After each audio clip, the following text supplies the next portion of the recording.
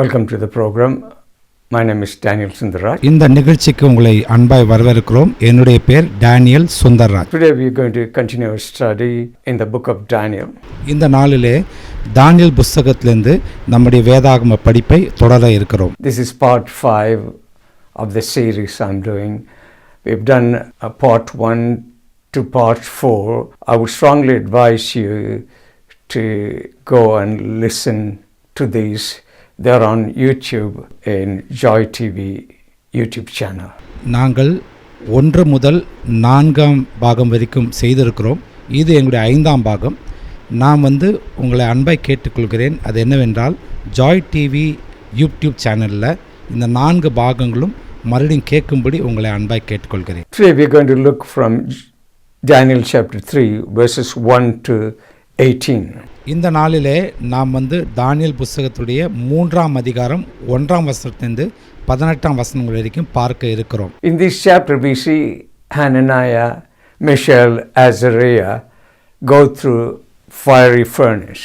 இந்த அதிகாரத்தில் நாம் அனனியா, மிஷாயேல் மற்றும் அசரியா ஒரு தீச்சுளைக்குள் கடந்து போகிறதை நாம் பார்க்கிறோம். King Nebuchadnezzar, a very flamboyant and powerful emperor of Babylon, invaded the kingdom of Judah and took thousands of Jews as prisoners. நேபுகாட்நேச்சர் என்கிற பாபிலோன் அரசன் அவன் மிகுந்த வல்லமை படைத்தவனாய் இருந்தான். அவன் இஸ்ராயேல் ஜூடாயா தேசத்தை அவன் ஆக்கிரமித்து அநேக ஆயிரக்கணக்கான யூதர்களை கைதிகளாக தம் வசத்தில் எடுத்துக்கொண்டான். They were taken 900 miles away from Israel to Babylon against their will. அவர்கள் 900 மைல்கள் இஸ்ராயேலிலிருந்து தங்களுடைய விருப்பத்துக்கு எதிராக அவர்கள் கடத்தி செல்லப்பட்டார்கள். Daniel and his 3 companions were trained in the language, literature and the culture of Babylonian kingdom as king's advisors. தானியேலும் மற்றும் அவருடைய 3 நண்பர்களும் பாபிலோனுடைய கலாச்சாரத்திலும் பாஷையிலும் சகலவித நேர்த்தியான காரியங்களும் அவர்கள் தேர்ச்சி பெற்று அந்த ராஜாவினுடைய ஆலோசகர்களாக நியமிக்கப்பட்டார்கள். Jews worship the one and only God, Yahweh, the God of Abraham, Isaac and Jacob, the God of the Bible. யூதர்கள் அவர்கள் ஒரே கடவுளாகிய யெகோவா தேவனை வணங்கினார்கள். அந்த யெகோவா தேவன் தான் ஆபிரகாம், ஈசாக், யாக்கோபின் தேவன், நம்முடைய வேதாகமத்தில் கூறப்பட்டிருக்கிற தேவன். Even though they were in an environment of pagan culture, they never bowed to the pressure. அவர்கள் புறஜாதியுடைய கலாச்சாரத்தின் அடிப்படையில் இருந்தாலும் அவர்கள் அந்நிய தேவனுக்கு வணங்கவில்லை. They never compromised their personal values and their personal relationship with God. தேவனோடு அவங்க வைத்திருந்த தனிப்பட்ட உறவு மற்றும் எந்த ஒரு காரியத்திலும் அவர்கள் அதை விட்டு கொடுக்கவில்லை. They never lost their identity, that who they were in God. தேவனுக்குள் அவர்கள் யார் என்கிற தனித்துவத்தை அவர்கள் ஒரு நாளும் தொலைத்ததில்லை. They were true to the Lord. அவர்கள் யெகோவா தேவனுக்கு உண்மை உள்ளவர்களாய் இருந்தார்கள். They remained strong in the Lord. அவர்கள் கர்த்தருக்குள் திடகார்த்தமாய் இருந்தார்கள். They were steadfast in the Lord. அவர்கள் கர்த்தருக்குள் வைராக்கியமாய் உள்ளவர்களாய் இருந்தார்கள். They were unwavering in their faith. அவர்கள் விசுவாசத்தில் அசைக்க முடியாத நபர்களாக காணப்பட்டார்கள். Bible scholars say there is a time period of 15 to 20 years between chapter 2 and chapter 3 of the book of Daniel. தானியேல் புத்தகத்தினுடைய 2ஆம் அதிகாரம் மற்றும் 3ஆம் அதிகாரத்துக்கு இடையில வேத பண்டிதர்கள் சொல்லுகிறார்கள் கிட்டத்தட்ட 15லிருந்து 20 வருஷம் ஒரு இடைவேளை இருந்தது என்று சொல்லுகிறார்கள். Probably at this time in chapter 3 Daniel and his companions were about 30 years old. அந்தபடி பார்க்கும்போது 3ஆம் அதிகாரத்தில் இருக்கிற தானியேல் மற்றும் அவருடைய நண்பர்களும் கிட்டத்தட்ட 30 வயசுள்ளவர்களாய் இருந்தார்கள். King Nebuchadnezzar was a very powerful king and he had no rival for his authority and the spread in territory. நேபுகாட்நேச்சர் மிகுந்த வல்லமை உடையவர் இருந்தபடினாலும் அவரை எதிர்ப்பதற்கு ஒருவரும் இருந்ததில்லை என்றும் காணப்படுகிறது. Remember we looked at it, the king had a dream in chapter 2 about an image. உங்களுக்கு நினைவு இருக்கலாம், தானியேல் 2ஆம் அதிகாரத்தில் இருக்கிற நேபுகாத்நேச்சர் அவர்கள் ஒரு பெரிய சொரூபத்தை குறித்த சொப்பனம் காண்கிறார். Head of gold, chest and arms of silver, belly and thigh of bronze, legs of iron, feet and toes, partly iron and partly clay. அந்த சிலையில் தலை பசும் பொன்னும், அதன் மார்பும் அதன் புயங்களும் வெள்ளியும், அதன் வயரும் அதன் தொடையும் வெண்கலமும், அதன் கால்கள் இரும்பும், அதன் பாதங்கள் பாதி இரும்பும் பாதி களிமண்ணுமாய் இருந்தது. The king did something very deliberate in this chapter 3. இந்த 3ஆம் அதிகாரத்தில் நேபுகாத்நேச்சர் ஆகிய ராஜா வேண்டுமென்றே ஒரு காரியம் செய்தார் என்று பார்க்கிறோம். Let me read verse 1 for you. Nebuchadnezzar the king made an image of gold whose height was 60 cubits and its width 6 cubits. He set it up in the plain of Dura in the province of Babylon. ராஜாவாகிய Nebuchadnezzar 60 முழ உயரமும் 6 முழ அகலமுமான ஒரு பொற்சிலையை பண்ணுவித்து Babylon மாகாணத்தில் இருக்கிற தூரா என்னும் சமபூமியிலே நிறுத்தினான். I don't think this image was of solid gold. Most probably they made it with wood or some other material and covered it with gold. எனக்கு என்னமோ இது அவர்கள் சரியான தங்கத்தினால செய்திருப்பார்கள் என்று நினைக்கவில்லை. வேற ஏதோ ஒரு பொருளால் அதை செய்து தங்கத்தினால அதை மூடியிருக்க வேண்டும் என்று நான் நினைக்கிறேன். It was a huge image. It was about 90 feet tall, about 9 feet wide. அது மிகப்பெரிய ஒரு சிலையாய் இருந்தது. 90 அடி நீளமும் 9 அடி அகலமுமாய் இருந்தது. You know, remember the statue Nebuchadnezzar had, it had different metals. உங்களுக்கு நினைவு இருக்கலாம், நேபுகாத்நேச்சருடைய சிலையில் ஏகப்பட்ட வித்தியாசமான உலோகங்கள் இருந்தது.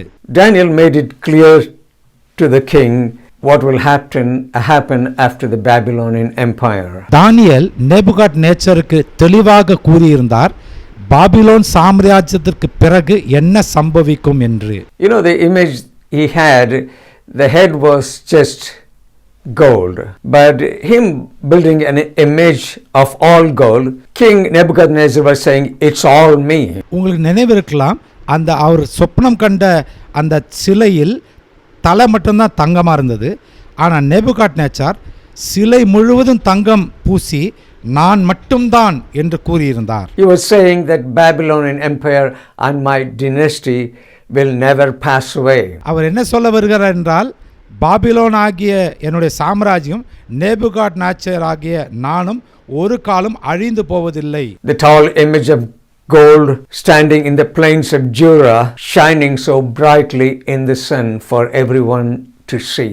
அந்த சிலையானது தூரால இருக்கும் பொழுது சூரியன் ஒளி அதன் மேல் படும் பொழுது அது மிகவும் பிரகாசம் உள்ளதாக பக்கத்தில் இருந்த மக்களுக்கு தெரிந்தது. Probably King Nebuchadnezzar was in his palace and in the hanging gardens and looking at these statues saying, oh, that's me, my kingdom, it's tall, it's powerful. ஒருவேளை நேபுகாத்நேச்சர் தன்னுடைய அரண்மனையிலேருந்து பார்க்கும் பொழுது, அந்த சிலையை பார்க்கும் பொழுது அவர் யோசிக்கலாம், நான் என்னுடைய தொங்கும் அந்த தோட்டத்திலிருந்து நான் மட்டும்தான், இந்த உலகத்தில் நான் மட்டும்தான் என்று அவர் தனக்குள்ளாரே சொல்லி கொண்டு இருக்கலாம். Let me read verse 2.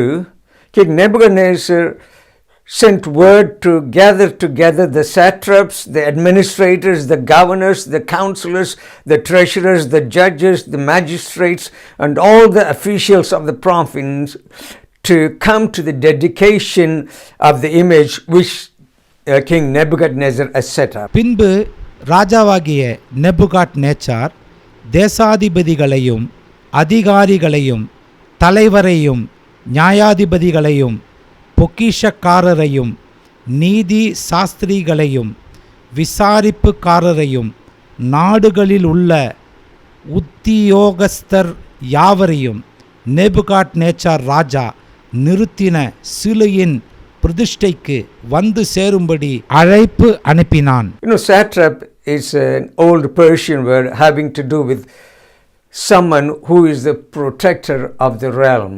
தேசாதிபதிகள் என்னும் அதிகாரம் உள்ளவர்கள் அவருடைய பொறுப்பு என்னவென்று கேட்டால் ராஜ்யத்தை பாதுகாப்பதே. It simply refers to a special category of government official. அது என்னவென்று கேட்டால் தேசாதிபதி அவர்கள் அரசாங்கத்தினுடைய முக்கிய அங்கத்தினர் உடையவராய் இருந்தார்கள். Verse 3, all the above officials came for the dedication of the image the king Nebuchadnezzar had set up. They stood before the image. அப்பொழுது தேசாதிபதிகளும் அதிகாரிகளும் தலைவரும் நியாயாதிபதிகளும் பொக்கிஷக்காரரும் நீதி சாஸ்திரிகளும் விசாரிப்புக்காரரும் நாடுகளில் உள்ள உத்தியோகஸ்தர் யாவரும் ராஜாவாகிய நேபுகாத்நேச்சார் நிறுத்தின சிலையின் பிரதிஷ்டைக்கு வந்து சேர்ந்து நேபுகாத்நேச்சார் நிறுத்தின சிலைக்கு எதிராக நின்றார்கள். Verse 4, then an herald cried out aloud, to you it is commanded, O people, nations and languages.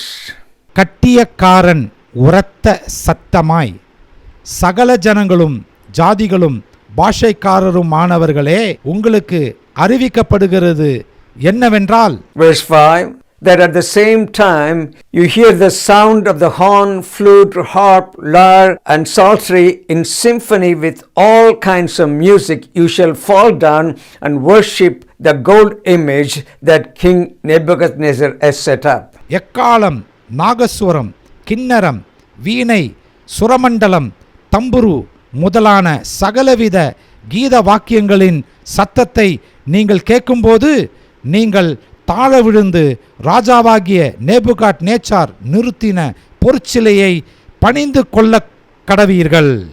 This is a grand worship service and the dedication of the image. இது அந்த சிலையினுடைய மிகப்பெரிய ஆராதனைக்குரிய ஒரு சம்பவமாகவும் அந்த சிலையினுடைய பிரதிஷ்டைக்குரிய ஒரு நிகழ்ச்சியுமாய் இருக்கிறது. We read in verse 6, and whoever does not fall down and worship shall be cast immediately into the midst of the burning fiery furnace. எவனாகிலும் தாழ விழுந்து அதை பணிந்து கொள்ளாமற் போனால் அவன் அந்நேரமே எரிகிற அக்னி சூளையின் நடுவிலே போடப்படுவான் என்றான். Verse 7, now the music starts for the dedication of the statue. All the people, nations, languages fell down and worshipped the gold image which King Nebuchadnezzar has set up. ஆதலால் சகல ஜனங்களும் எக்காலம், நாகஸ்வரம், கின்னரம், வீணை, சுரமண்டலம் முதலான சகலவித கீத வாக்கியங்களின் சத்தத்தை கேட்டவுடனே சகல ஜனத்தாரும் ஜாதியாரும் பாஷைக்காரரும் தாழ விழுந்து ராஜாவாகிய நேபுகாத்நேச்சார் நிறுத்தின பொற்சிலையை பணிந்து கொண்டார்கள். If you did not bow down and worship this image, it was treated as treason. இந்த சிலையை கீழே விழுந்து வணங்காத பட்சத்தில் அது மிகப்பெரிய துரோகமாக எண்ணப்பட்டது. We see here all the people fell down and worshipped the image except the 3 Hebrew men. இப்போ நான் பார்க்கிறோம், இந்த சிலையை பார்த்து யாவரும் வணங்கினார்கள், இந்த 3 எபிரேயர்களை தவிர. We're going to look from verses 8 to 12. At the time, certain Chaldeans came forward and accused the Jews. அச்சமயத்தில் கல்தேயரில் சிலர் ராஜ சமூகத்தில் வந்து யூதர் பேரில் குற்றம் சாற்றி, Chaldeans who were government officials. Remember when Daniel and his 3 friends were promoted over the province of Babylon at the end of chapter 2, they were promoted above them.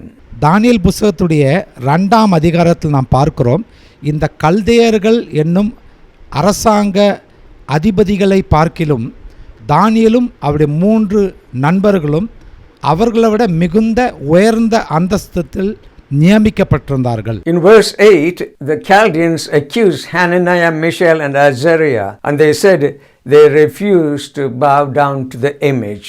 3ஆம் அதிகாரம் 8ஆம் வசனத்தில் இந்த கல்தேயர்கள் ஒரு சிலர் வந்து அனனியாவும் மிஷாயேலும் அசரியாவும் இந்த பொற்சிலையை வணங்கவில்லையே என்று சொல்லி குற்றம் சாட்டினார்கள். These three Hebrew men could have easily compromised and said that we work in the Babylonian government service and it is required of us to worship this image. இந்த 3 எபிரேய நண்பர்கள் மிக எளிதாக நாங்கள் புறஜாதி அரசாங்கத்தான வேலை செய்கிறோம், நாங்கள் இவருடைய கோட்பாட்டின் அடிப்படையில் செய்யலாமே என்று சொல்லி செய்திருக்கலாம்.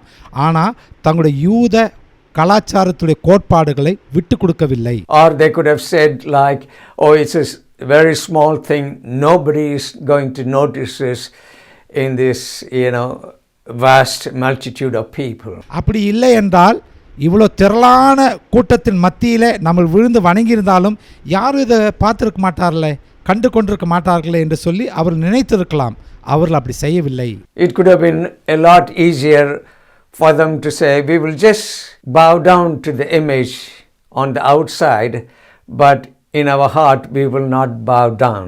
அவர்கள் புறம்பாக யாவரும் பார்த்திருக்க அந்த சிலையை வணங்கியிருந்தாலும் தங்களுடைய மனசாட்சியில் உள்ளான இருதயத்தில் நாங்கள் இந்த சிலையை வணங்கவில்லையே என்ற எண்ணம் கொண்டு இருந்திருக்கலாம் இல்லையா? They could have easily compromised. அவர்கள் மிக எளிதாக விட்டு கொடுத்திருந்திருக்கலாம். But we see these three Hebrew men, Shadrach, Meshach and Abednego, refused to bow down and worship the image. ஆனால் நம்ம பார்க்கிறோம் இந்த 3 எபிரேயர்களாகிய சாத்ராக், மேஷாக், ஆபேத்நேகோ அவர்கள் அந்த பொற்சிலையை வணங்காதிருந்தார்கள்.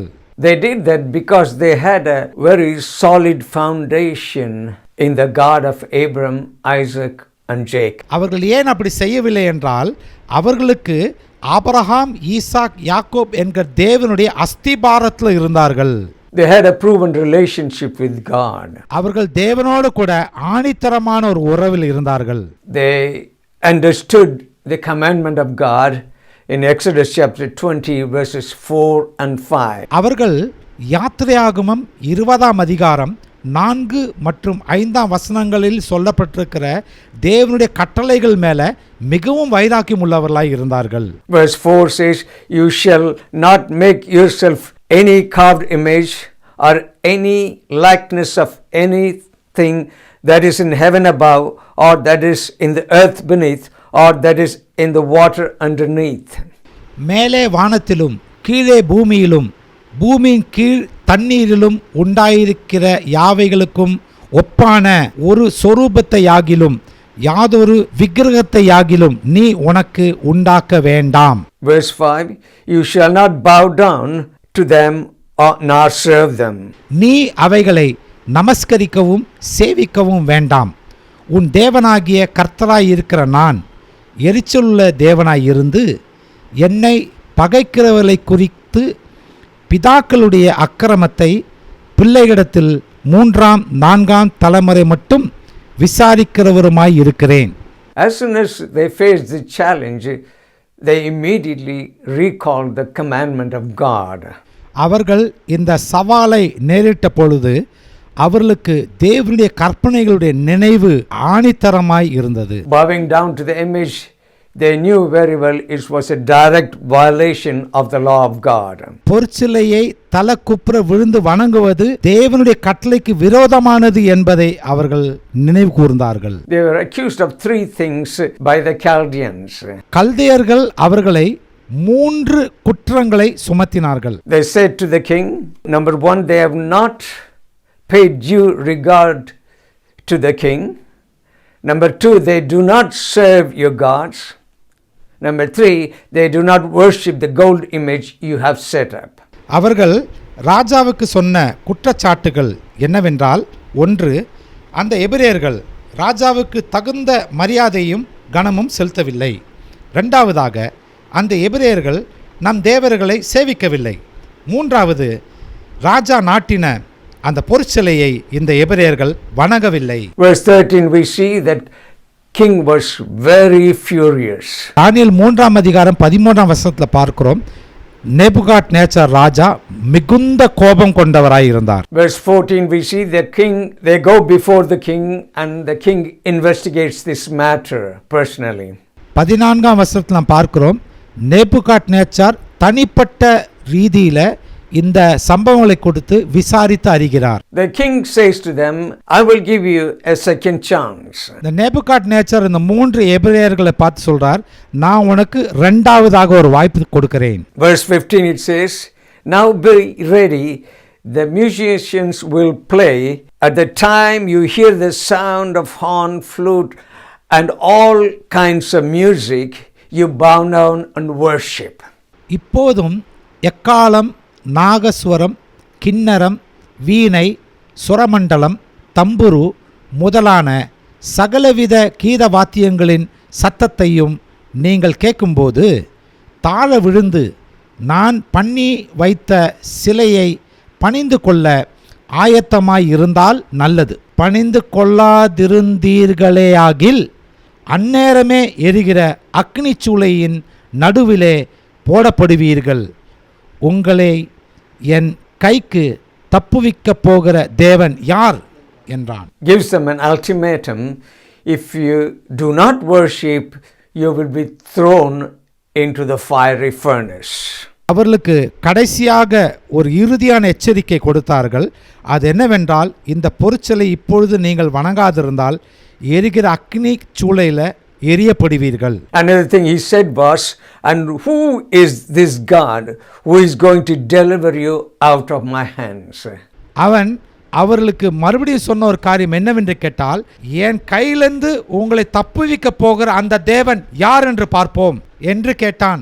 By making this statement, Nebuchadnezzar was placing him above the God of creation.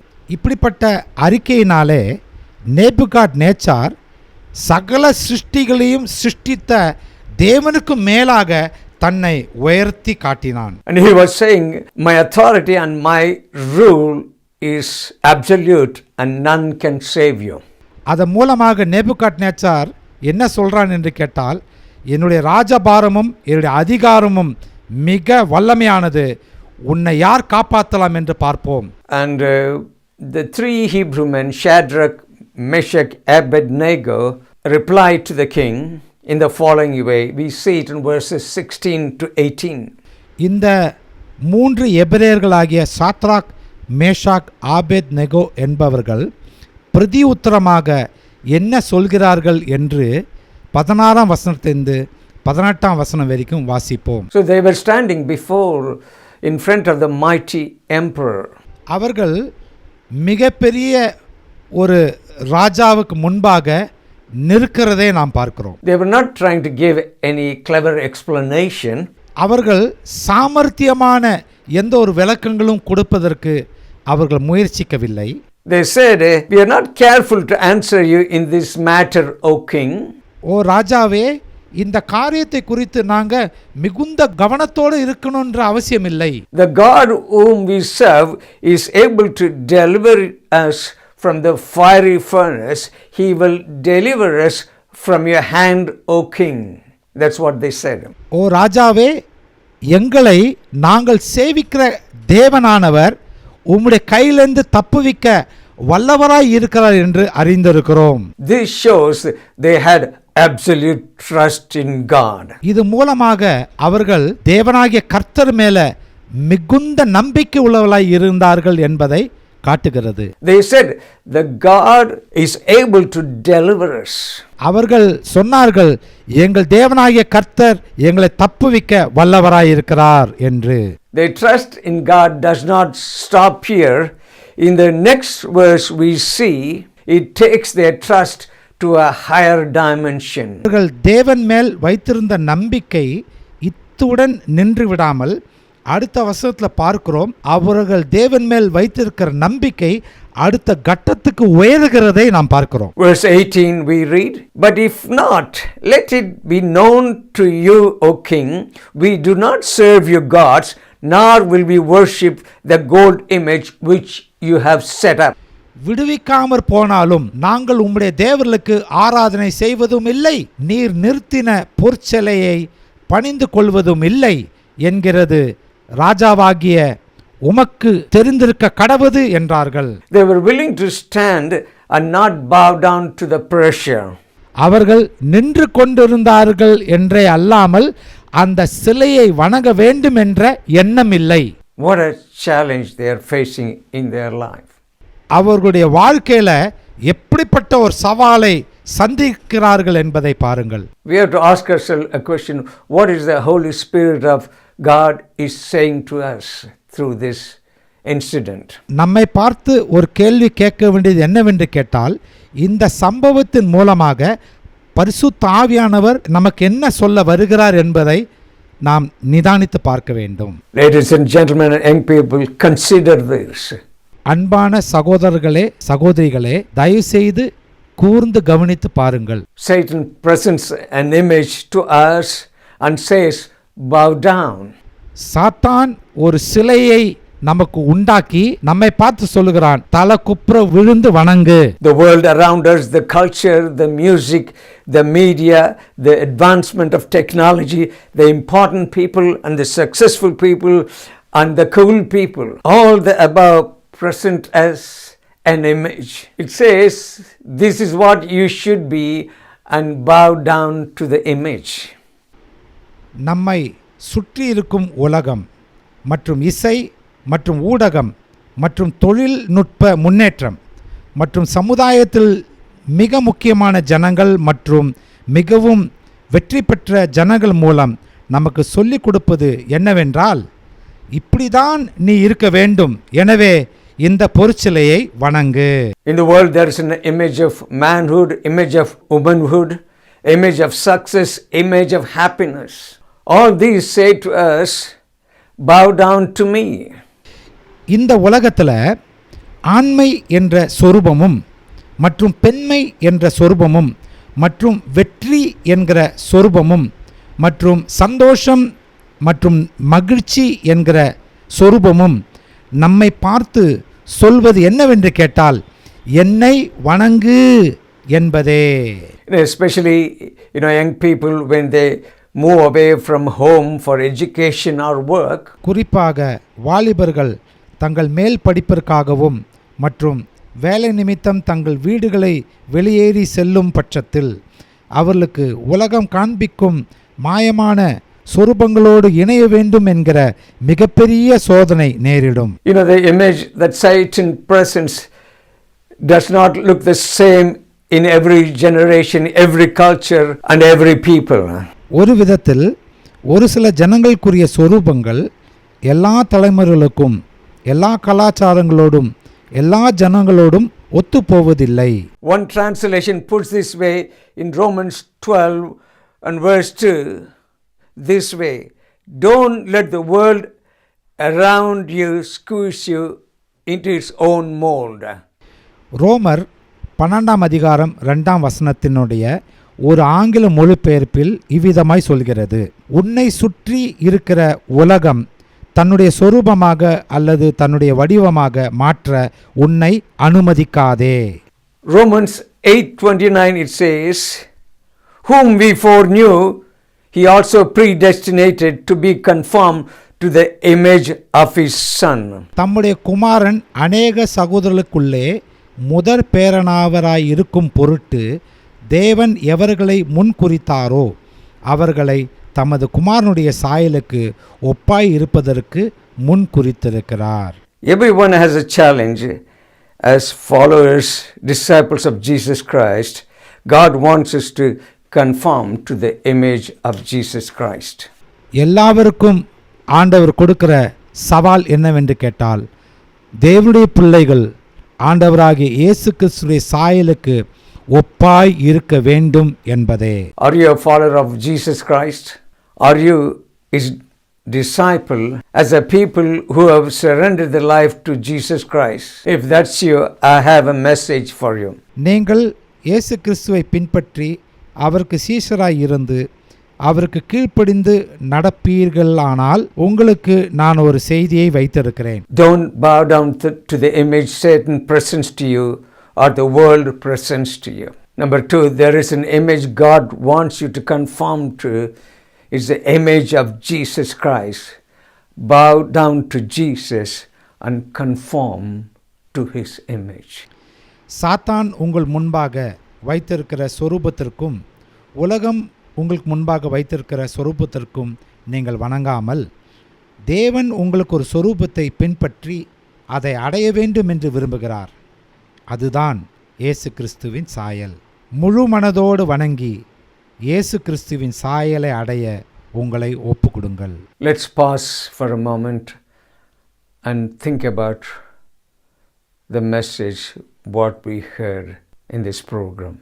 ஒரு நிமிடம் நாம் கவனத்தை செலுத்தி இந்த செய்தியில் என்ன இருக்கிறது என்பதை சிந்தித்து பார்ப்போமாக. What is the Spirit of God saying to you? தேவனுடைய பரிசுத்த ஆவியானவர் உங்களோட என்ன பேசுகிறார் என்பதை கவனியுங்கள். Going to lead you in prayer. நான் உங்களை ஜெபத்திற்குள் நடத்த விரும்புகிறேன். If you do not know Jesus Christ as the Lord and Savior, please repeat this prayer after me. நீங்கள் ஆண்டவராகிய இயேசு கிறிஸ்துவை இரட்சகராக அறியாத பட்சத்தில் இந்த ஜெபத்தை தயவுசெய்து நான் சொல்லுகிறபடியே சொல்லுங்கள். Loving Heavenly Father, I come to you in the name of your Son Jesus. எங்கள் பரலோக பிதாவே, உம்முடைய அன்பின் குமாரனாகிய இயேசு கிறிஸ்துவின் நாமத்தினால உம்மிடத்தில் வருகிறோம். Thank you for dying for me on the cross of Calvary. எனக்காக கல்வாரியிலே மரித்ததற்காக நன்றி செலுத்துகிறேன். I repent of my sins. என்னுடைய பாவங்களிலிருந்து நான் மனம் திரும்ப விரும்புகிறேன். I believe that Jesus Christ rose again on the third day according to the scriptures. வேத வாக்கியங்களின்படி இயேசுவானவர் எனக்காக மூன்றாம் நாளிலே உயிரோடு எழுந்தார் என்று நம்புகிறேன். Lord Jesus, I invite you into my life. Please come and be the Lord of my life. இதுவே உம்மை நான் அழைக்கிறேன். தயவுசெய்து எனக்குள் வந்து என்னுடைய ஆண்டவராகவும் இரட்சகராகவும் இருங்கள். If you pray this prayer, you invited the Lord Jesus Christ into your life. I would advise you to be in touch with a local church. இந்த ஜெபத்தை நீங்கள் செய்யும் பட்சத்தில் நீங்கள் ஆண்டவராக இயேசு கிறிஸ்துவை ஏற்றுக்கொண்டு இருக்கிறீர்கள். நான் உங்களுக்கு கொடுக்கிற ஆலோசனை என்னவென்றால், உங்கள் அருகில் இருக்கிற திருச்சபையை சந்தித்து அவர்களோடு கூட இடைப்படுங்கள். உங்களை அவர்கள் நடத்துவார்கள். If you want to write to us or correspond with us, please use the email address shown on the program. நீங்கள் எங்களோட தொடர்பு கொள்ள விரும்புவீர்களானால் இந்த செய்தி கடைசியில் கொடுக்கப்பட்டிருக்கிற இமெயிலில் மூலமாக நீங்கள் எங்களோட தொடர்பு கொள்ளலாம். Heavenly Father, I come to you in the name of your Son Jesus. Thank you, Lord, for speaking through your word.